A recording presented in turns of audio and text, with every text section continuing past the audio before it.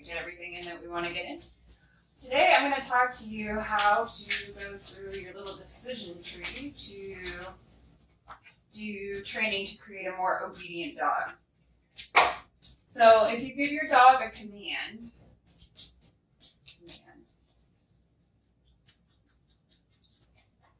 they have two choices. They can either do it or they can refuse. Now, if they do it, yay, we celebrate, woohoo, they get a reward. If they don't, say no, not no, but no, or ah, and you use a corrective measure, a correction, at the same time, simultaneously. No, pull the leash. No, blow the air horn. And then you give them the command again. I give them the command one time, and that's it. I don't say, sit,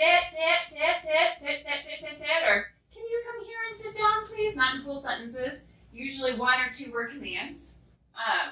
And I give it in a very clear, enunciated voice. That way there's no question as to what you are asking your dog to do. So I don't say sit, I say sit, stay, down, come. Not only is it distinct in tone, but it makes the dog want to come, obviously, because we got all these dogs here. So, very clear and very enunciated. It's not fair to correct your dog if they didn't understand what it was they were supposed to do to begin with. So, if you're not enunciating and you're not being very clear and directive with your tone, it's not fair to correct your dog. So, this is how you go about deciding how to correct your dog.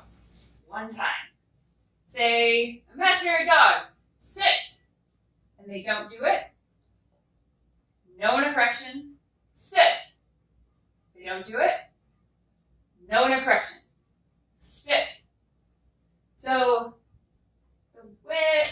actually, I'm going to put these dogs outside. That way they don't get scared. And I'm going to show you what I mean by correction.